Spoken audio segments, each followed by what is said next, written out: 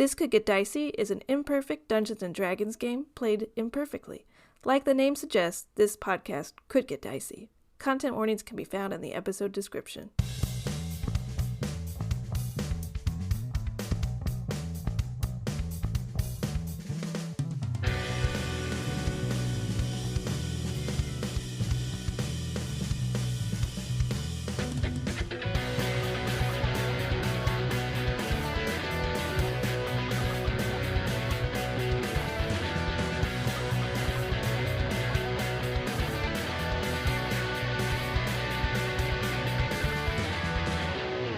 Hello, and welcome to This Could Get Dicey, a D&D podcast where a group of buds get to unwind from their 9-to-5s and step into the world of Drugala.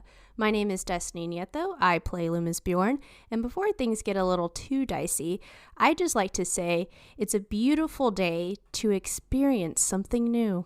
Oh. What Let's was all guess. it? We gotta guess. We're guessing.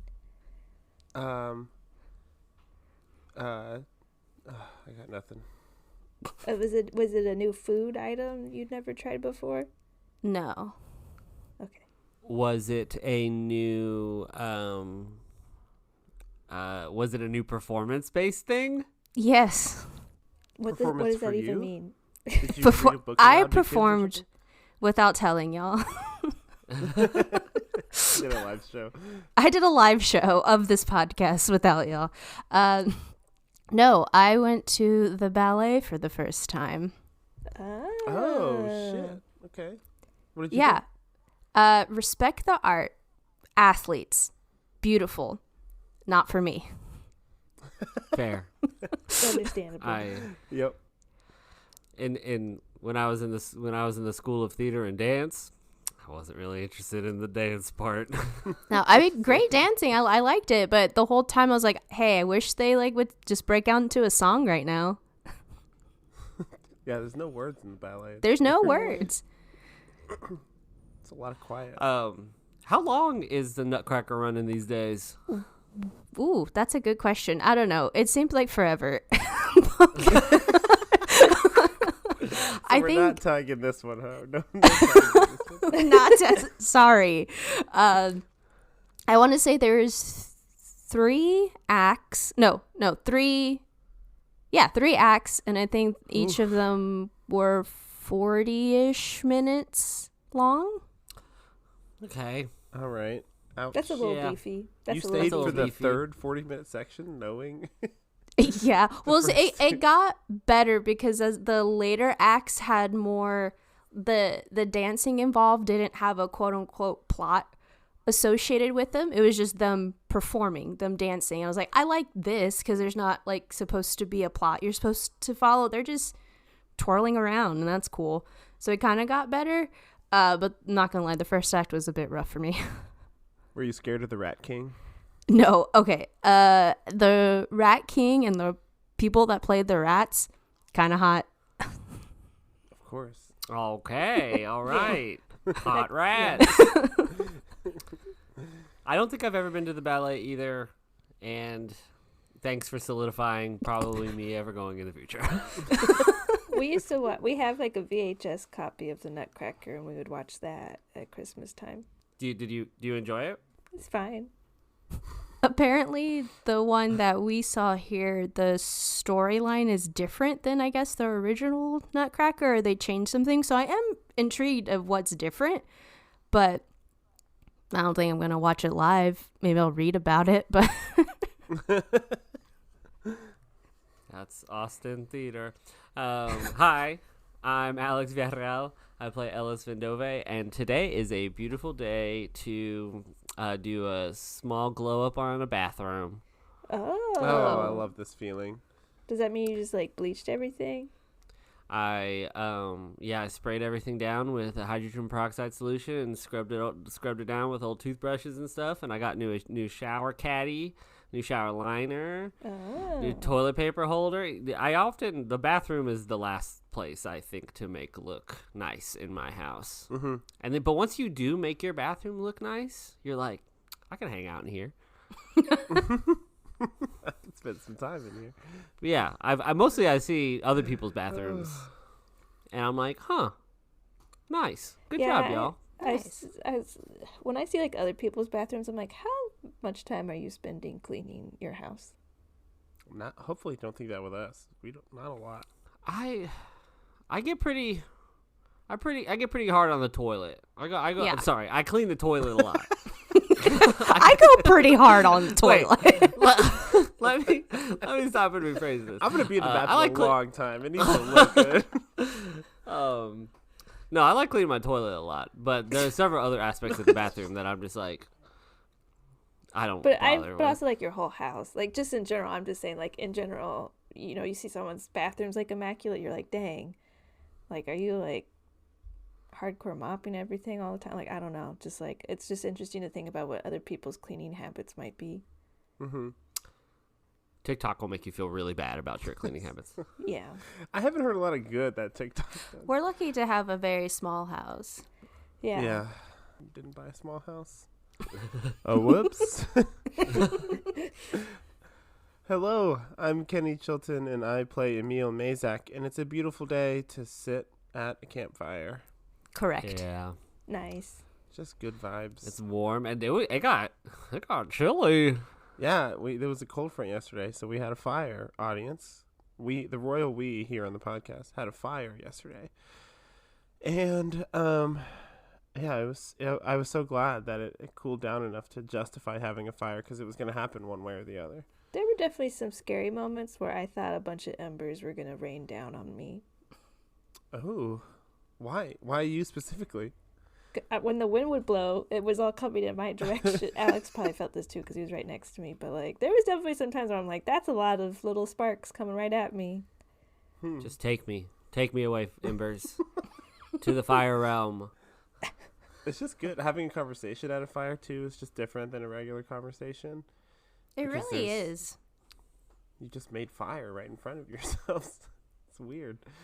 I also like coming home and shedding the clothes of that fire and being like, goodbye, clothes. See you when you don't smell like this anymore. Yeah. I just showered a couple hours ago from the fire last night. I smelled like smoke all day, and I loved it. Hello, my name is Becky Schmader, and I am the game master for This Could Get Dicey, and it's a beautiful day to paint a miniature, I guess. All Do it right. with confidence. Are you sure?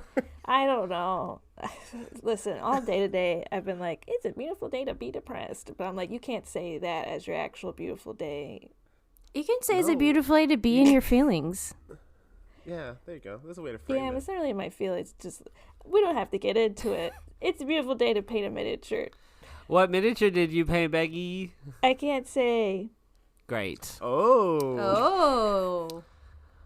Did you do a good job then? Yeah, is I it think good? so. Is it Gramps? Is it a cute? Okay. Is it Gramps? No, it's not of the I was gonna say the same podcast. thing. It's not of anybody on the podcast or anything on the podcast. Oh. So why can't it's just Hmm. us here? Why can't you tell us? I guess we'll find out in approximately 15 days. Oh, Oh. present. Okay. Happy birthday, So- Jesus. Sorry, I made you- January. I Is made it you a baby distracted. Jesus? Yeah, it's a whole In a manger? scene. Yeah, it's a whole. I made a nativity. I guess we'll just see what happens on the 25th.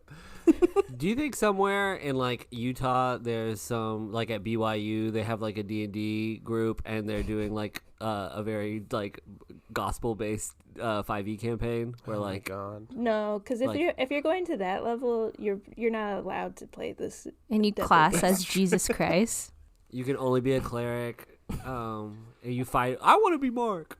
I could make some Mormon jokes right here, right now, on the pod if you want, because the Mormon Church has a living prophet. There's like the real that's world right. is the DM's playground, for the prophet. Interesting. You could set it in the what decade did the third book come out in? Like the 20s, the 30s, 40s? The third book, the Book of Mormon, Yeah, the Book of a Mormon. long time ago. The third book. In the early 1800s, I'm pretty sure. I thought Okay. you were talking about third edition D&D for a second, and I was like, definitely not the 20s, no. Sally. Definitely not. I'm talking He about means the Jonathan third gospel. Smitherson. All right. Anyways, Everyone will eventually see the miniature I painted. All right. Before this episode comes out. Oh, that's true. That's probably true. Okay, let's play some D&D, everybody, right? Woo! Last we left off, our adventurers were in the home of Emil and Kara Mayzak on the evening of the 27th of Windcrisp. The Mayzaks returned from the store and you all had a lovely dinner with a gift from Angel to Emil, a magical item that could draw a weapon into existence. Emil, you put your children to bed before returning downstairs to have a serious conversation with your wife about all that's been happening to you. The truth came out about your affliction of Drees blood, that it's progressing and that it might be genetic. Kara was upset and frustrated that you had kept it from her, but you all ended the evening peacefully and in love still. It is Sunday morning on the 28th day of Windcrisp. Everyone in the home is gathering round the table for a beautiful breakfast spread of crisp waffles, fruits, juices, jams, bacon, and whatever the heart could desire. As you all are gathering around, Salda brings up to Emil the honey that they're using to drizzle on their fruit.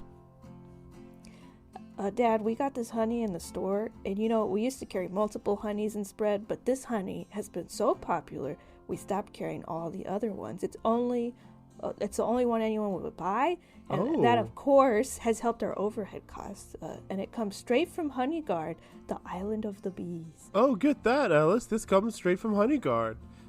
Wait. Interesting. Hey, hold on a second.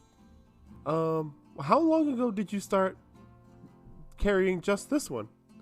Because Ellis's last name is Vendove, and this is called Vendove honey. Oh, well, we got it, like about a month ago, we just started carrying just this one. Ellis Vendove, have you been this entire time a representative for Vendove honey, just working your way into my company? Has that been the angle this entire time? You got it, bud. I'm a sales rep. I got kidnapped on purpose so I can get into bed with you. I'm joking. Is this your family's honey? Is this you? It's my dad's. Yeah. Oh, that's a distinction. Yeah. It's my father's business. We come from. I mean, they don't call it Honeyguard for no reason. We got great bees. There's something about the air pressure there, and the just the humidity and stuff. I'm not really big on the whole science of it, but yeah, my family makes honey. Clearly they still do. When I left, they were making honey, and seems like they have franchised. I'm getting like a touch of anger in your voice when you bring up your family. No, I mean, I will say I have nothing to do with it. And I will say, without a doubt, without sliver of doubt, yeah, it's the best fucking honey you'll ever eat in your whole life. I gotta give this a whirl. Lü'mis, you want some? No. I mean, you just taste it. You can spit it out if you want. I can't taste. You can't taste either? That's why I don't eat. I don't need it. Lü'mis, it tastes like good honey, and I'm sure at some point in your life you've had honey. Tastes like good honey. Emil, try it. Let me know what you think. You see Angel also like grab the honey dipper and is like drizzling it on everything and like dunks like a whole like berry into the honey and it's like it's so good, Ellis. Like, this is such good honey. Like, we taste tested obviously all the other honeys we had, but when we made the choice to just carry this honey, it wasn't just because it was popular amongst our customers, but also because it was popular with us here in the family. I mean, just look at how good it is on all of the berries. Like, she's just been consuming honey all morning, it seems like. I'll give it a whirl as well. What's it? Is it good? As good as they describe? It's delicious. It has like a bit of a floral taste to it. It seems that the bees have been gathering amongst beautiful, well taken care of wildflowers. So that's where the floral taste comes from. But yeah, it's delicious honey, smooth, not grainy at all.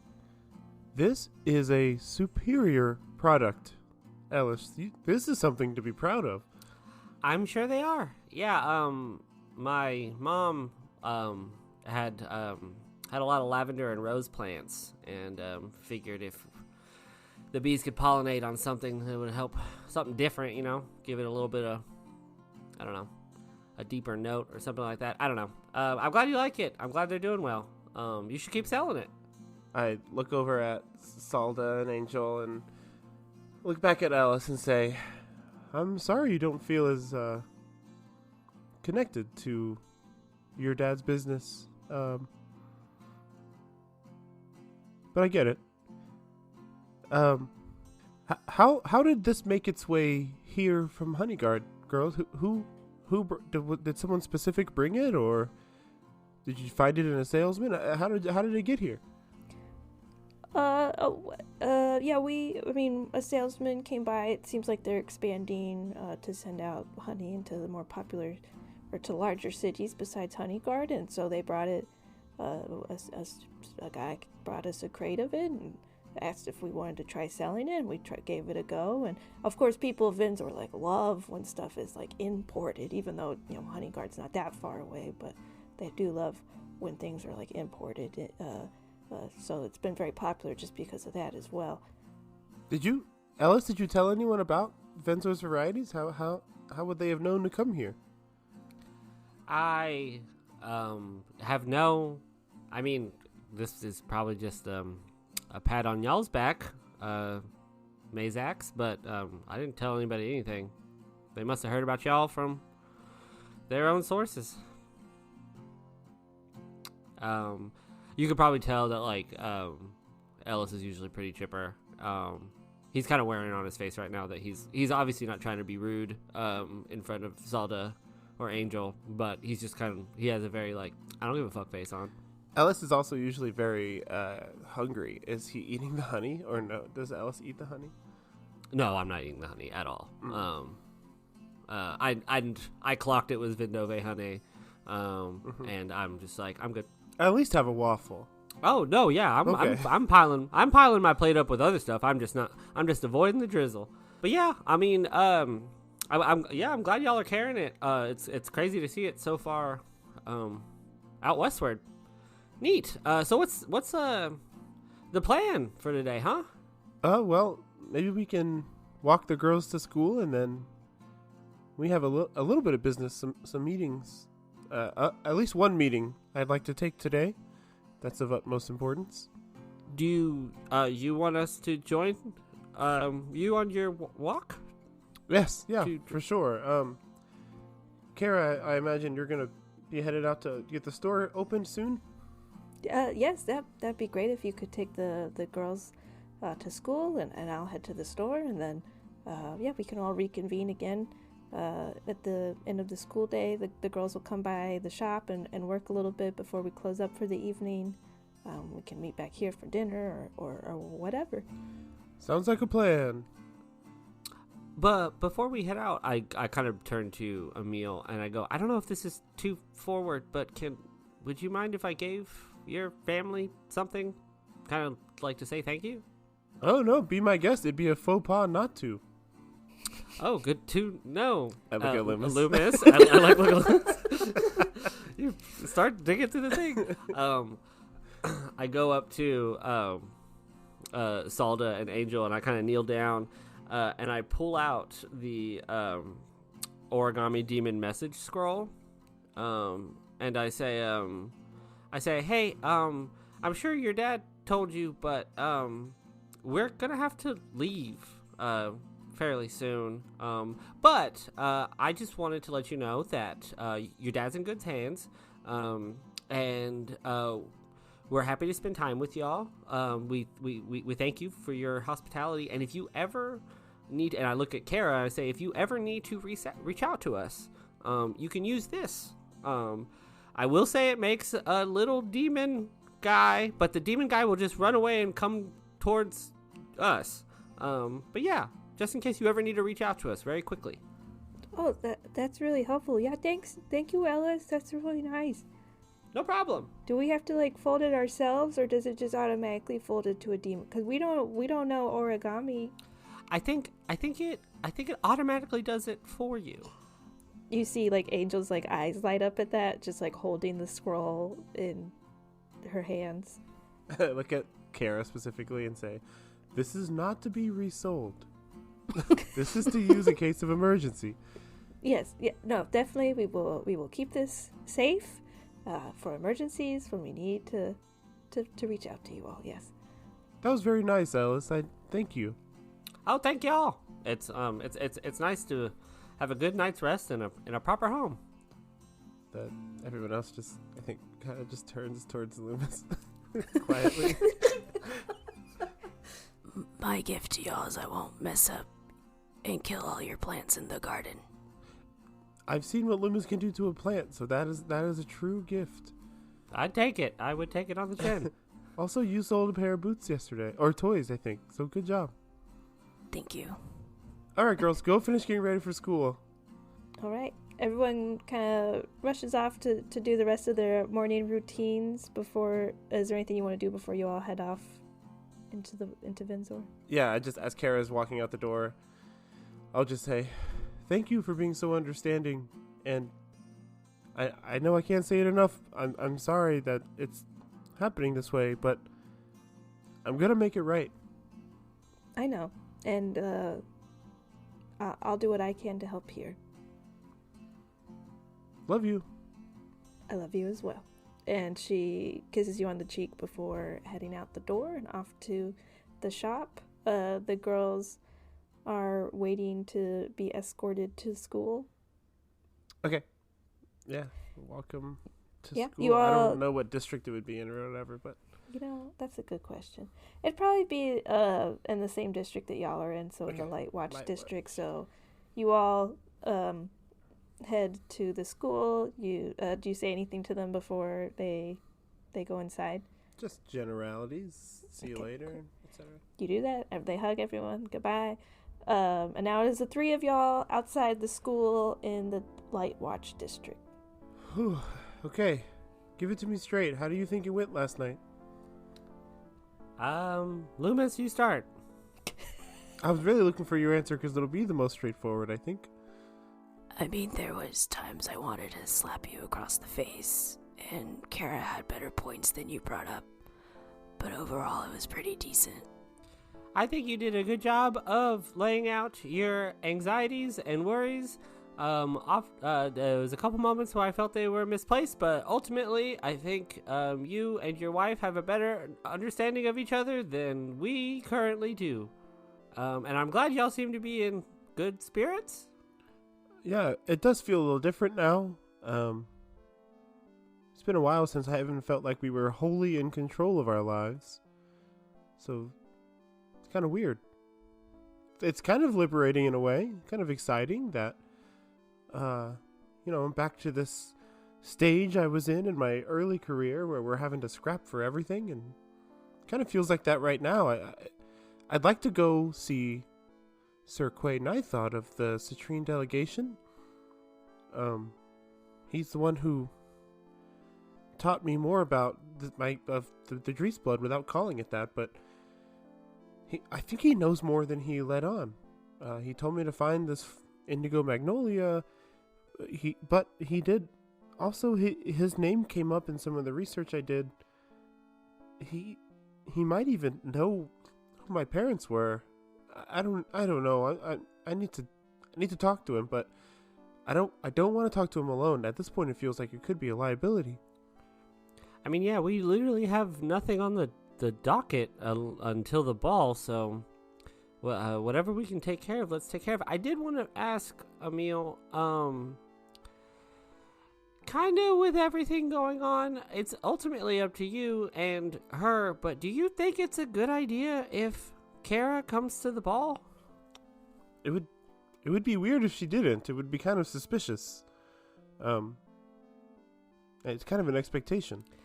I think it's just because you just brought up the word liability, and I imagine we're going to get into some sticky situations at the ball, and especially the whole Nonoxis's guests potentially coming in. I just, looking out for your fam. Oh yeah, that's a good point actually. I forgot about your friends that are coming. Not my friends. Not my friends. Don't know who they are. In fact, know little to nothing about anything. But I just want to be prepared, and I don't want any fingers pointing back at me. I guess I'll talk to her about that tonight. Becky, what's the date? What day is it? Today is the 28th day of Windcrisp. You know that you're supposed to meet with Elizabeth also on the day before the first day of Halloween, so you're supposed to meet with her on the 30th.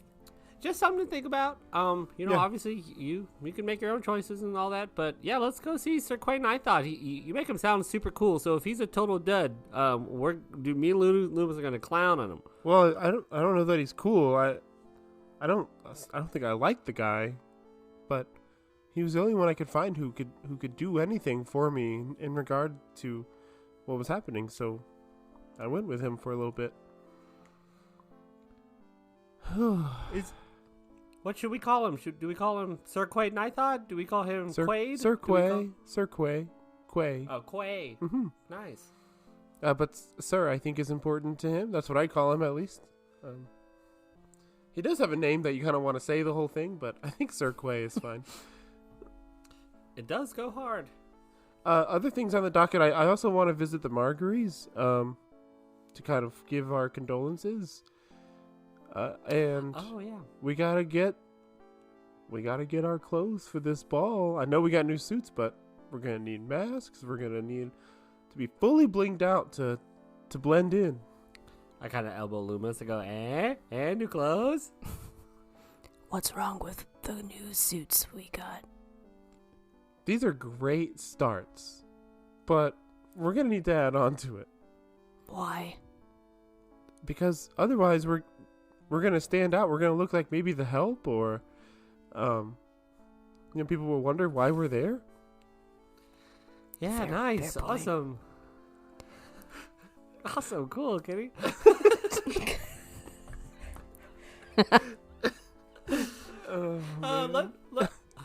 Let's go see your little side piece. Let's go visit. Yes.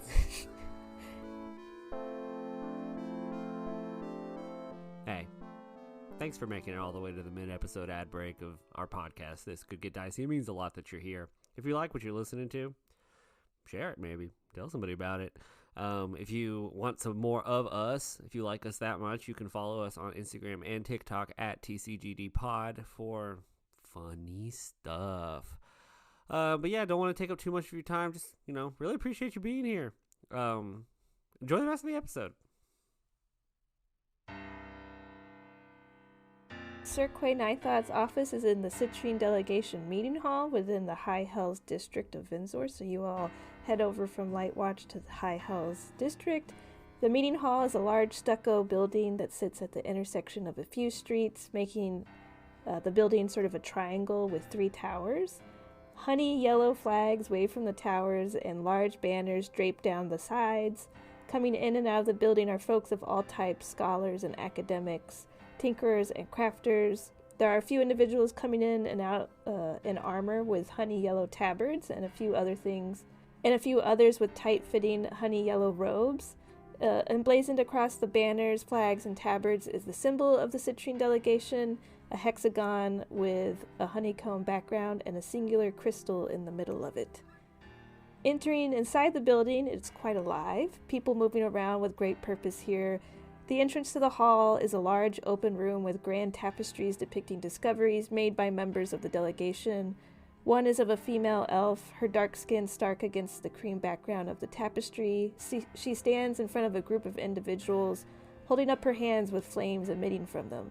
Another tapestry shows a halfling man with pale skin on a dark brown background. He sits behind a desk, working on a mechanical device of some sort. Another shows a dwarven woman with olive skin on a green background, applying ointment to a man's skin as he lays in a bed, his skin red in one area and flecked with yellow, white, green, and black. The Citrine Delegation is a large organization with those devoted to arcane of all sorts, their success depicted largely for all to see. The delegation exists to learn together, be better together, and keep those who might do harm in check. Emil, you know where Sir Quay Nighthought's office is, having been there many times. He always said that if you were in need of him, to head directly there. So you all head past the front desk to the back staircase that lead upwards. You stop at the landing for the second floor and head down a hall until you reach the door of his office. Sir Quay Nightthought, Citrine Delegation member since 197 EA. But before we enter, I ask Emil, did you ever mention that Sir Quay Nithod is a part of the Citrine delegation? Yeah, for sure. That's how I was connected with Danielle Stravich. She's also a member. Dang. As is Zena. This is a pretty big web. Yeah, it's not a secret if you're. I feel it's kind of stands out. I was coming here for quote unquote self-defense lessons. But really, there's a lot of knowledge in these halls, and I have a lot of customers here too. It's a pretty crazy place. I never thought of it that way. It's just kind of a staple of the institution of Venzor. Well, lead on, Captain. Okay. I'll say, I guess I'll ask you, Becky. Based on what my interactions with Sir Quay, how would I best advise these two to, interact with him?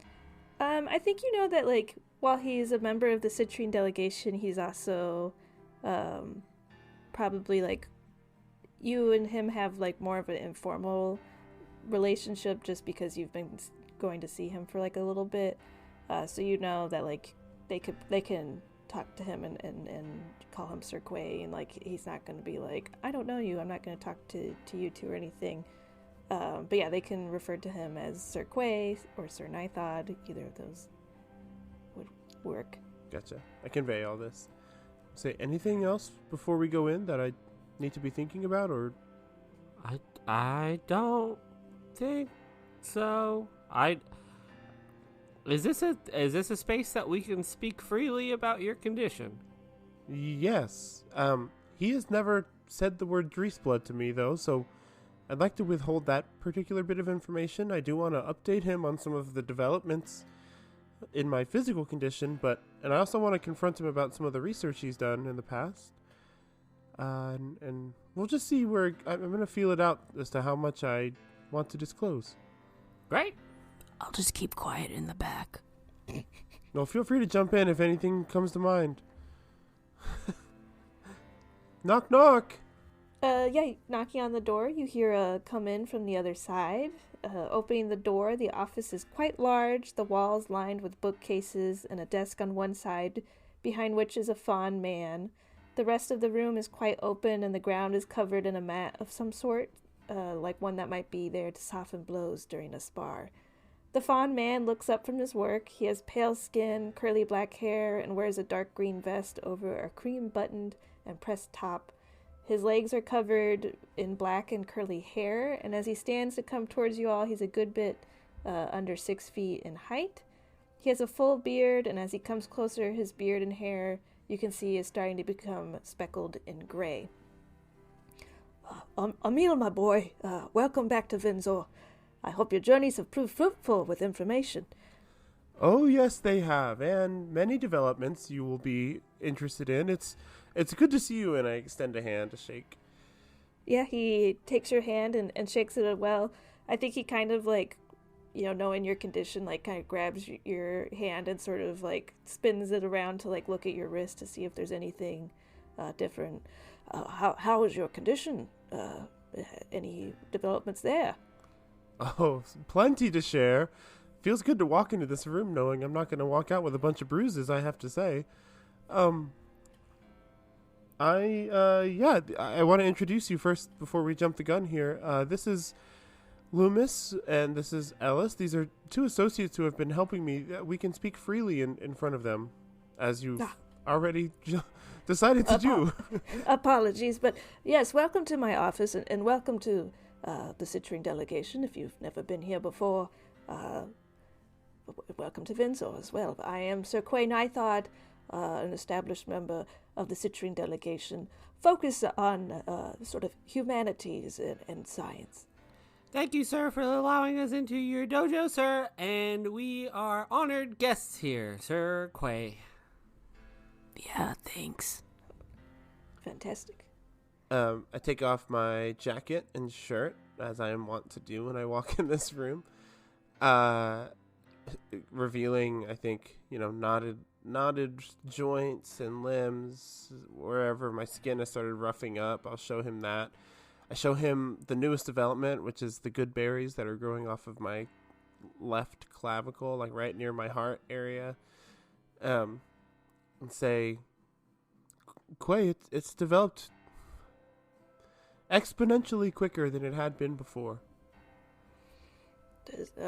Yes, these berries. I've never seen anything like that before. He goes to his desk and grabs like a journal and a quill, and then I think he kind of grabs like a pointing instrument, like a wooden rod of sorts that he can use to kind of like poke at you a little bit. I think he kind of like runs you through sort of like a physical of some sort to kind of see like how are your joints feeling and how, how is your movement and your heart rate and all of this. And do you think that like when you're kind of like fully embracing this form that like are your joints stiffer or anything like that, or no, like, what's it feel like? It's the opposite. It's like warming up. Once I get moving, it's actually better. And when I'm trying to be Emil Mayzak businessman, instead of Emil Mayzak tree man, it gets worse. So yeah, I think as I like even walking into this room, I feel like highlights some of the more flora aspects of Emil. He just like loosens up immensely, and is exhibiting the full capabilities. He's emitting spores and I think maybe towards the end of this little physical, I will walk over to where I know there's a potted plant in the room. I'll start walking that way and grab a handful of dirt and just start munching on it. I think Sir Quay doesn't even like think twice of you like eating the dirt. I don't know if Emil I don't know if Ellis or Lü'mis like take any sort of like shock to Emil eating dirt.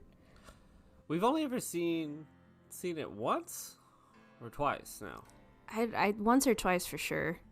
I think Lü'mis not necessarily taking aback, but a little bit perplexed, I guess, of just like, oh right, Emil does this not often, but it does seem like he feels. I feel like this is the most Lü'mis has seen Emil be like his true self, even in front of his like family. I kind of elbow Lü'mis and I'm like, isn't that neat? You have to go sit in a forest and destroy it, and Emil has to eat dirt to feel good about himself. I gotta figure out a nature thing. I gotta start like brushing my teeth with corn husks or eating pebbles or something. I don't know. It seems like a vibe in our group right now. Lü'mis leans in to Ellis like very closely and make sure only Ellis can hear. So was like, you had a bird fly through you. It's pretty nature.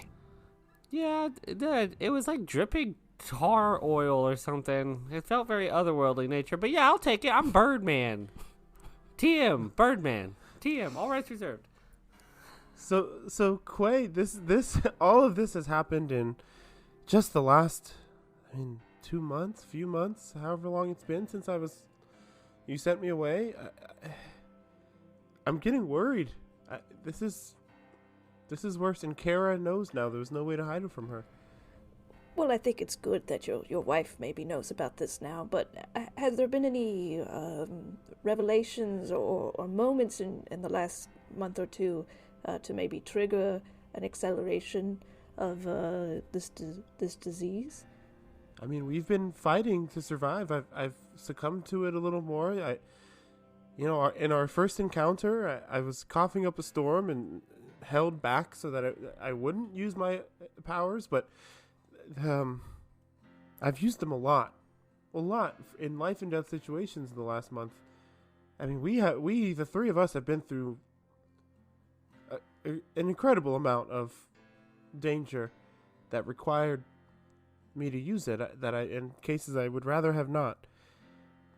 And also, I have learned more about the condition itself. I'd be happy to share, but I really want to hear from you. Some of my research in Mistfall brought your name up. Specifically, Quay, the research about the indigo magnolia. I think you know more about it than you let on.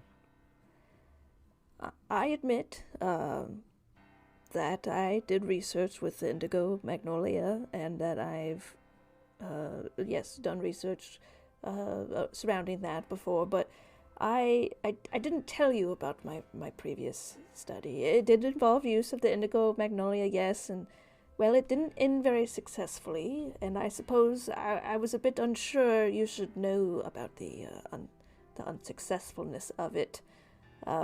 Your mind and your will is your greatest asset with this affliction, as far as I can tell. And to put such worry into you, such grief, I didn't want it to affect your resolve, I suppose. These previous studies weren't exactly the results we're looking for, you and I. We want a cure after all, and both studies have proven to fail at doing exactly that. But we do know that the indigo magnolia can affect someone's will and do some sort of effect to your affliction, but I apologize for not being completely forthright with you. I just... Wait. You're saying both studies. I know about one. I know about the heroism potion you tried to make. What's the other one? Well, I'm sure. Well, maybe not sure, but there was a second study surrounding somebody with an affliction similar to yours. It was not a study done by myself, but it is a study I know of. Oh, yes. I see. Yes. I heard about this one too. Guinevere or something? Yes, the study from about 112 years ago in 149 EA. I think at this point, Cirque's kind of like pulled out another notebook and is looking through it. A scientist, Guinevere Salmonet, who has since passed, used the resource on a patient that showed an ailment which caused them to require dirt as nutrients.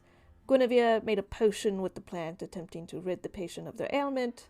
Guinevere died before the study was completed, but her associates finished the report by stating that the potion failed to rid the patient of the ailment.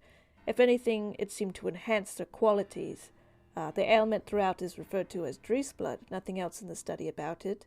The patient's name has been struck from the record, and after the study, there was no word of their whereabouts. So yes, that was another study that happened, and I apologize for keeping both my study as well as Guinevere's study away from you. Again, I wanted to protect your mind and your will. It is unsure. It is important to keep your mental fortitude when dealing with something like this.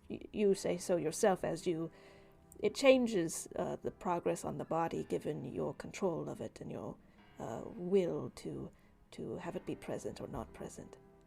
I guess you're right, because right now, hearing you talk about these two studies and how they failed is making me think that the last couple months have been a complete waste of my time. I'm not even going to be able to get the indigo magnolia until the winter. And by that time, who knows? I may be entirely wood at that point. Well, that's very good that you know where to find the indigo magnolia? I know where to find it. I know when to find it, but nothing you're telling me right now makes me think that it's going to be worthwhile. Well, I know this isn't what you're wanting to hear, and I'm sorry there aren't more answers for you. This is science we're dealing with. It requires experimentation. The cure to your affliction is not documented anywhere. The closest answer we have is this flower, which might affect it in some way, and we don't know to the full extent with which it will affect it, but that's the best lead we have, and that is science. Are there any other... Is there anything else you learned in the last month or two? Quay, I know you're a scientist. I am not an experiment. I am not someone to just put into your fucking notebooks to talk about 100 years from now. I am more than that. Emil Mayzaks has to be more than that. I can't just... This can't be it for me. And so if there's anything else you're withholding, I need to know. I'm not withholding any more information from you, Emil, but I must say your disposition here is changed. Is there something that you've learned that would make this all so much more dire than it was before you left? You just seem so much more rabid for answers. Well, first of all, these two have emboldened me in ways that they've made me see how dangerous I already am. And when we were in the woods outside of Mistfall, we came across a collector by the name of Conrad Davenport. He had found and collected a full person, Drees blood person, entirely transformed, almost entirely made of wood. I was able to collect some samples of blood, and one of the 2 vials that I produced, I gave one to Danielle. I'll take one out now. I don't know if it's still good or not, but I dig it out. And I hand it to him. Say, this person was dead, but I saw what I'm going to become. And also, I did uncover some information about maybe one of my parents. I think maybe my mother. And I'll show him the letter that I got from Isabella at the library in Mistfall. Yeah, I think he's continuing to take notes and sort of starts looking at the blood vial and looking at the letter. Well, I know... I didn't know that you would find any of these answers when you went out, so I understand we don't have a solution in hand, but these are great advancements in our knowledge of this affliction, Emil, and you shouldn't be so down on yourself, thinking that you didn't find the answers. Surely you didn't find the answers you were fully looking for, but to know what your end is, perhaps, we don't know. We don't know at what stage that person was at. We don't know how old they were. But to know that a future state of yours, to know that perhaps it is a genetic trait, perhaps to this letter, it mentions the town of Ursa Nora. It's very far away from Mistfall, so I assume you haven't been there before, but is that a to-do to see what might be there? We haven't talked about it yet, but it has to be next for me. We're on a job right now. Some business here in the city, but after that, then yes, we will be heading to... I will. I hope Ellis and Lü'mis are down. We haven't talked about it yet. Becky, can I do like a vibe check on Sir Quay? I don't know how, if I need to be specific, but I just kind of want to get an overall vibe check on him. Seeing that Emil's just so honest and open of just like not hiding anything right now, but Lü'mis is a little bit suspicious. Yeah, go ahead, roll an insight. Can I hop in there at what as well? I'm specifically like focusing on the fact that like it seems like Sir Quay Nithod seems to be like very almost like unbiased towards Emil, like just very just like facts, no feelings. Yeah, go ahead, both of you roll an insight. 16. 9. Okay. Yeah, I think Ellis, you're maybe more distracted and like kind of, you know, you're trying to read the situation, but I think you're kind of a little bit more worried about like Emil in this situation of like, I don't know this Sir Quay guy, but like maybe I don't love his vibe, but I'm more worried about my friend Emil here and like what he's kind of going through. But I think Lü'mis, you do pick up that this guy is like through and through like a scientist, and I think, you know, maybe him and Emil had a different relationship prior to this, but I think him kind of being confronted with like his non-truths, I guess he's like this demeanor of like, I am a scientist and ultimately this is a, to me, like kind of like an experiment. And yeah, there's like a level of like, yes, Emil's like a human in front of him, but he also wouldn't necessarily care about this person if he didn't have this affliction. So just to reiterate, I'm kind of picking up that it's all transactional, even though maybe Emil saw him, like looked up to him in a way, but I'm really just getting that it's always been transactional, just to gain knowledge. Yes. Okay. Just based off physical appearance here, what's the age difference between them two? Sir Quay's like pretty old, I guess, or like he's definitely. I mean, I forgot exactly how like Fawn's age. I think they like die at like 150 or something like that. So he's definitely like over like the 100 mark for a Fawn. So, you know, like middle-aged Fawn. But yeah, I mean, Emil's like 40, something like that, 30, 40. Yeah, it's like 40. So, like, there's like a 60-year difference, I think. I think I chime up, and I say, hi, Ellis. So, like Emil said here, we're kind of along for the ride. And as you can tell, Emil seems quite concerned, obviously, and we are as well. Do you have, in y'all's research, do you have any suggestion, like, moving forward? Is it forgive my ignorance, but is it smart for Emil to, resist, and we try to avoid him doing his little thing, or should we should we encourage it? Because I look at Emil, I'm like, I don't know, dude. You say you feel better when you let it happen, but I just don't know how quickly does feeling it advance it more. I'm now directing it at Sir Quay. Like, I'm not like looking for Emil for an answer here. Well, I suppose this may be a question for both of us.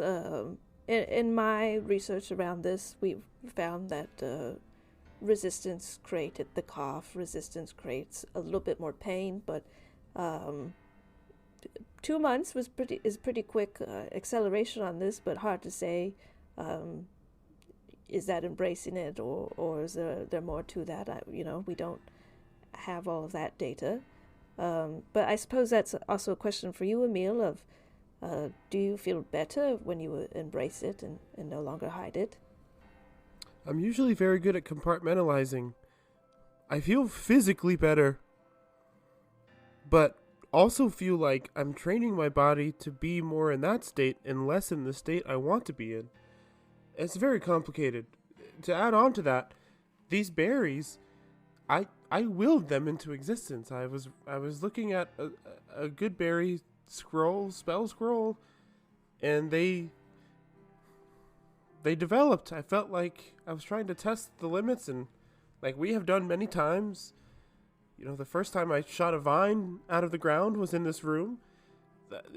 That was with us just experimenting. The same thing happened with these berries. I'm afraid to keep pushing the limits because I'm just making myself more monstrous is how it feels. And yes, it feels healthier to be in that state. It feels like it's becoming more and more natural, and I don't like that.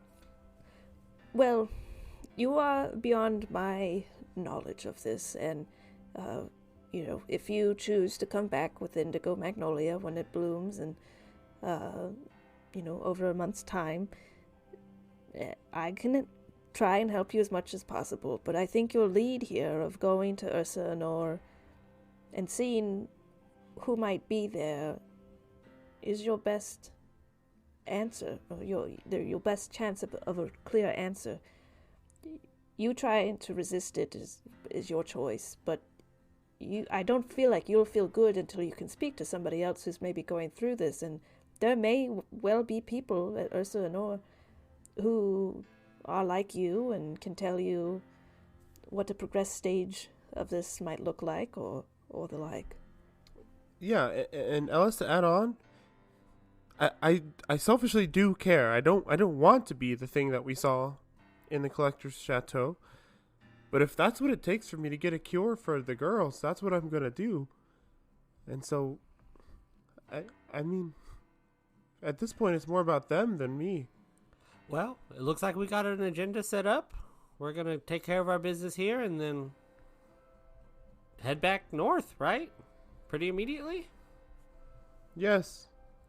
I kind of like look at Emil, kind of give him the head nod of like, anything else you need here? Do you know anything about the era of the Lost? I can't say that I do. I've never heard of such an era. Yeah, me neither. Okay. Anything else, you two? I don't have anything for Sir Quaid, sir. Thank you again for letting us, sir, into your dojo, sir. Yes, sir. Well, keep Emil safe, and keep wits about him. And I wish the three of you good luck. And I am here to continue scientific research if you so choose to want that. Last thing, we at Venzor's Varieties always appreciate your business as I'm putting my suit back on. And we are now exclusively carrying Vendove honey imported from Honeyguard. Make sure to give it a try. I can say firsthand, it's the best honey we've ever carried. And if you need some new boots, it's a great time to buy new boots. I don't wear boots, but thank you. All right. I have hoods. Sorry, that was really insensitive. But I do enjoy honey, and I just ran out of honey in my tea, honey on my fruit. It's great. So I will go down and of course, continue to buy some other supplies from your lovely shop as well. I will also pick a berry before I finish with my shirt on and say, for your studies, and give it to him. I think he puts all of this. Do you keep the letter, I assume? I'm keeping the letter, but I'll let him copy it. I also show him, like, the sketches I took and all the notes I took, but I want to keep the originals. If he wants to copy it, that's fine. Cool. Yeah, I think he kind of does some sort of, I'm sure some arcane duplication thing. Sure. I don't know. Puts it in a little box and kind of puts it on his shelf. Well, it was good to see you, Emil, and I hope continued good health for you. Thank you. Whenever they brought up honey, can I look at Ellis and just get a vibe check on him? Sure. And then, yeah, go ahead and do an insight roll on Ellis. And then, I don't know, Ellis, are you trying to, like, hide anything when the honey's brought up? Not really. I don't really feel like there's no reason in this situation for me to kind of, like, hide my emotions. Okay. But yeah, still roll an insight check just to see if you... 14. Yeah, I think you pick up, like, you know, a little, like, maybe like a grimace or something of just like, ugh, we're bringing this up again, maybe. Definitely. I did clock that Emil did not say my last name, and then brought up the honey, and you clearly see on my face just like kind of a small head shake, like, we don't need to do this. Great. Anything else here? Yes. At whatever the equivalent of the front desk is, I'll say, I'm a personal associate of Professor Daniel Stravich in Mistfall. I was hoping to check up on Zena Hab. How is she? How is her mission going? Oh yes. Yeah, you're talking to a woman at the front desk, and she goes, oh yes, Zenahab has been in here recently. She, actually, you just missed her. She's on her way back to Mistfall, but she was doing some research and spoke to Sir Quay himself, I guess, and headed back up to Mistfall. Okay, well, thanks. Do you know anything else that she was doing, talking to Sir Quay? Is there anything else? Not that I know of. I just saw the two of them speaking at a few times, but no other idea what she was doing here. No. Okay, thank you. And as we're sort of leaving this branch of the Centurion delegation, probably walking down some sort of outside stair steps, I turn to Emil and say, forgive me if this is maybe a little too brash, but I think you kind of hyped up this dude in my head. How long were you training with this guy? About a year. I mean, he's like a similar to Lü'mis's Professor of Death. Like, he's just like a preeminent scholar on as much as there is. He's just the only guy I could find of all the doctors I saw. He's the only one I could find that knew anything about it. He was able to help me figure out how to control it. It sucks because it feels like with Zena talking to him too, and I just feel like I'm being passed around like an experiment. Yeah, you absolutely are. I don't know what the hell to do.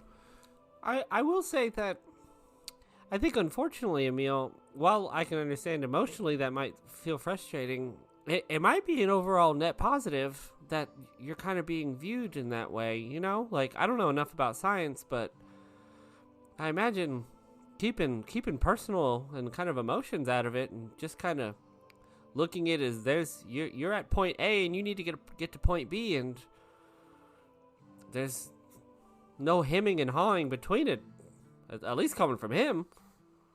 Yeah. And I guess that's what we're for. We can do the hemming and hawing and caring and you know, attaching emotions to it. We can let the scientists do the science bullshit. Sometimes I feel like emotion makes you do more than you would if you weren't emotionally invested. If I could get him to care a little more, maybe he'd be a little more driven to try and figure this thing out. Do you know what I mean? That's a good point. I mean, it seems like he cares, but he's gonna make you do all the work. Yeah. But based off of the information that we just got, like, unfortunately, dude, there's like no info on this shit. We're doing the work, quote unquote, but everything we find seems to be a massive advancement in any prior knowledge to this tree split stuff, you know? So, like, I don't know.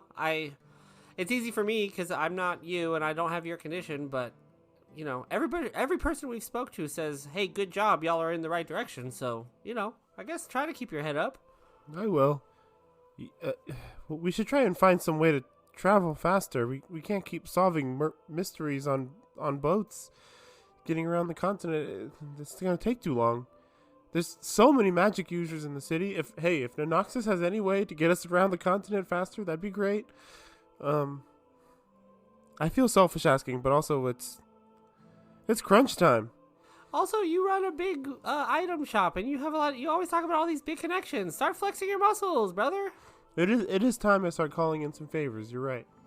Maybe that dude that died on the boat, and we go and talk to his wife or whatever, we'd be like, oh, we're the heroes. Like, you know, try to spin it a little bit and be like, can we have a reward for not rescuing? Oh, absolutely. I mean, that's the way I was going to go about it. We found the killer, so I was definitely going to go about it that way. Money peas. Yeah. Well, I think as you guys are, I meant to do this before you left the office, but a little courier comes running down the stairs of the front of the citrine delegation, and finds you, Emil, and hands you a pouch of 200 gold. This is from Sir Quaden. I thought he said thank you for all the research that you've done so far to help him. Oh, thank you so bye. much. I give him a 1 silver tip. Oh, thank you, sir. Now I can buy new shoes. That's Just right. kidding. Make sure you get your change. I look at Emil, I go, dude, is child employment just like the thing here in this city? That wasn't a child. That wasn't a child. That was a child. That was a little lad. I'm a little lad, and no, it's not the turn of the century in the 1900s, so child labor laws are still non-existent. Listen, we gotta make a profit somehow. And now Is it's that Bullet. is that Bullet's son? Anyways, the courier disappears and you never see him again. Wow. You gotta stop making these guys self-aware. We need them. Suddenly a child revolution shows up in the street. They're all on strike. Do you hear the people sing? We've been putting down a lot of capitalist themes in the show. Perhaps we'll flip it, and all of a sudden we'll have a lot of socialist themes. All of a sudden, I was gonna say I can't wait for our next campaign to be like just the most fucking radical. Yeah. We guillotine a meal. I love that. Burn down Venzor. Yeah. All right. So yeah, you all are done at the citrine delegation. Where are you off to next? I'd love to show you around Venzor. It's kind of a cool place. I can show you some of my old haunts and even where I started business and where I like grew up robbing people. Yes, do that. You robbed people? You're gonna take us on a tour of the slums? Yeah, I kind of like to visit from time to time. Makes me feel good about where I am now. I really need a boost. So you like to look down on people? I like. We know that by now, Lü'mis. Yeah, we know this that. isn't a surprise, is it? I guess, yeah. I like to look down on my past self. That's what it really is. Well, Yeah, bud. I mean, we have at least like what, a day and a half, 2 days to kill. Yeah. Do you know of any jobs we could potentially do and or large areas of grass? Oh yeah, I mean the place where I robbed people was mostly on the road out of Venzor to the north, I think. Where would have been, Becky, like the closest gate to? I can't remember the name of the district either. Where, like, I don't know if it would be the dock ward or what. Where I would have like run with a crew.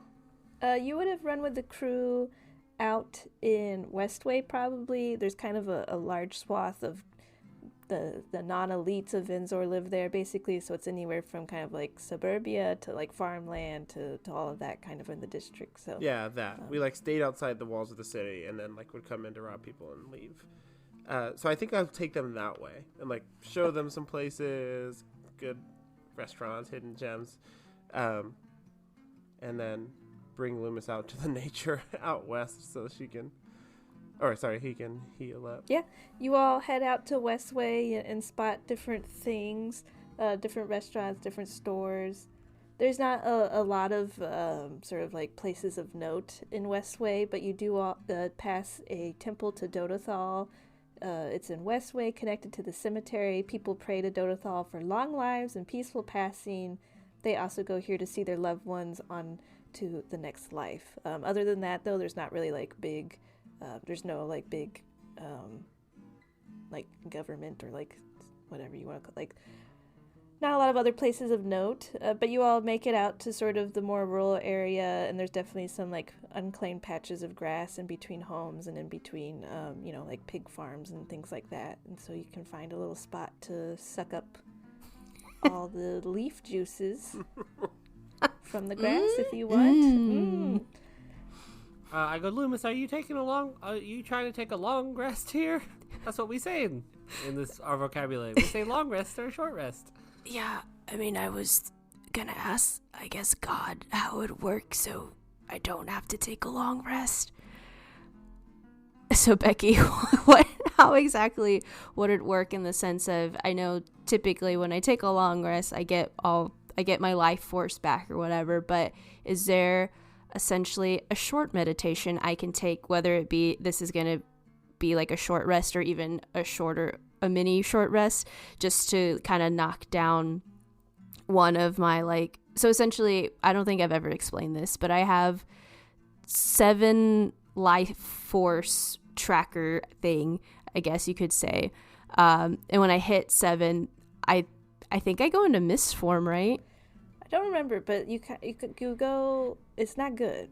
It's like, not it's either good. That or it's like you're getting like a little like bloodthirsty. I can't remember. We'll have to look it up again. But so right now I am at 5.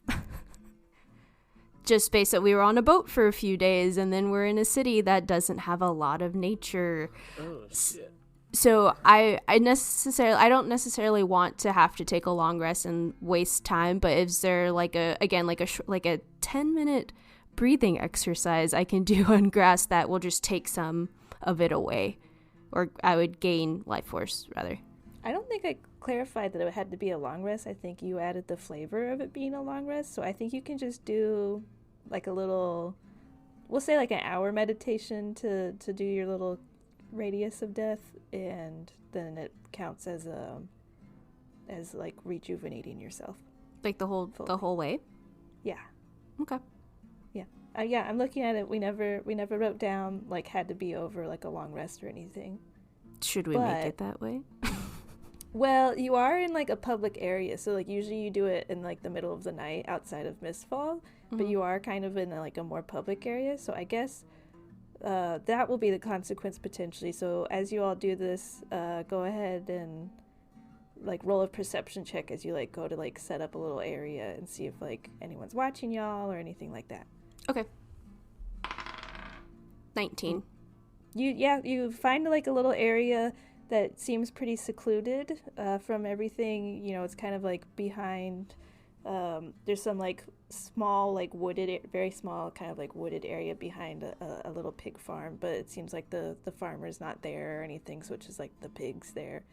So you find a spot with no one watching you to do this for about an hour. Okay. I try to place myself where I don't necessarily hit the pigs, because I think if they are life as well, so I would drain them as well. Right. So just they're right outside my 10-foot radius. Okay. Also, we noted, or of note, you are destroyed when you hit all of the. You are destroyed. Oh boy. Whatever, which we'll say means you go back to My coffin. your coffin. Yes. Which you all have not discussed, so we will not. So yeah, you all do this little ritual, and that's where we'll stop for now. Okay. So, boy, could have gotten a little dicey there with Lü'mis. Damn, Lü'mis, you gotta advocate for yourself. I didn't want to be a burden. Something Destiny would definitely also do. You already don't take up the food bill, so I mean, you can have a little bit of We something. can give up 1 hour. Say it, Becky. Oh, I'll say it again. This could get dicey. There it is.